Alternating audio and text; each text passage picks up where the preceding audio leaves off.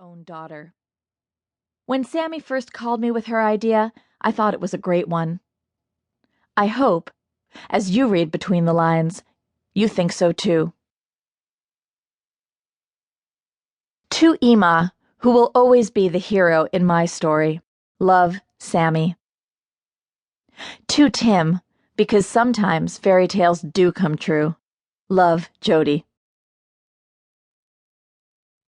And now, Between the Lines. The beginning. Once upon a time, in a land far, far away, there lived a brave king and a beautiful queen who were so much in love that wherever they went, people stopped what they were doing just to watch them pass. Peasant wives who were fighting with their husbands suddenly forgot the reason for the argument. Little boys who'd been putting spiders in the braids of little girls tried to steal a kiss instead.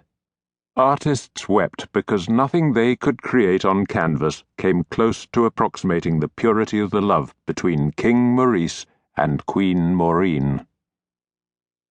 On the day they learned that they were going to have a child, it is said that a rainbow brighter and grander than anything ever seen before arched across the kingdom as if the sky itself was waving a banner of joy.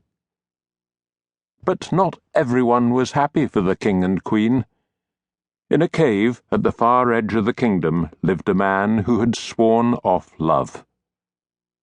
When you've been burned by fire once, you don't leap into the flames again.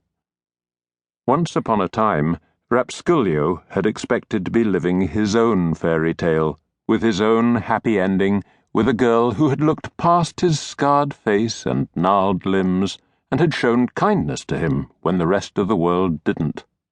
In his mind, he replayed the day he'd been shoved roughly into the mud by schoolmates, only to find the most slender white hand reaching out to help him up. How he had grabbed onto her, this angel, imagining her as his lifeline.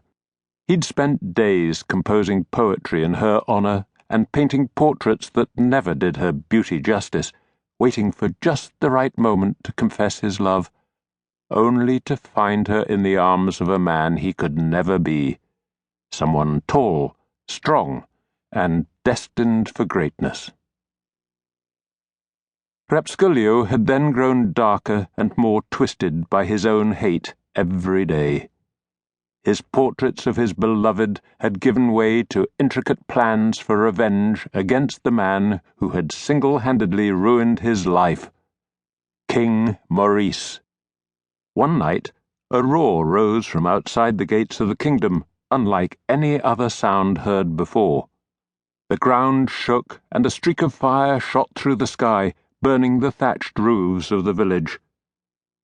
King Maurice and Queen Maureen ran out of the castle to see a monstrous black beast with scaled wings the size of a ship's sails, its eyes as red as embers.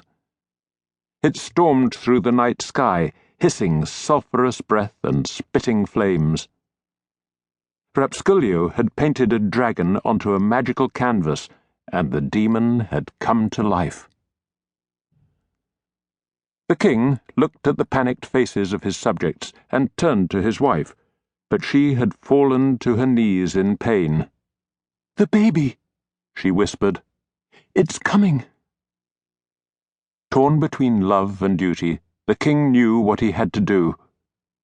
He kissed his beloved wife where she lay in bed with her maids attending her, and promised to be back in time to meet his son.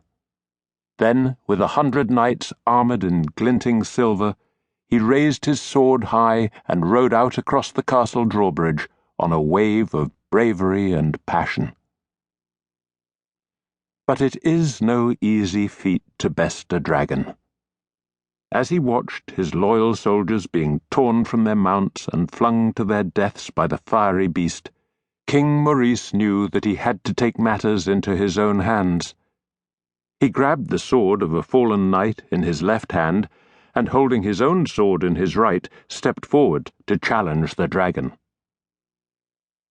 As the night grew deeper and the battle raged outside the castle walls, the queen struggled to bring her son into the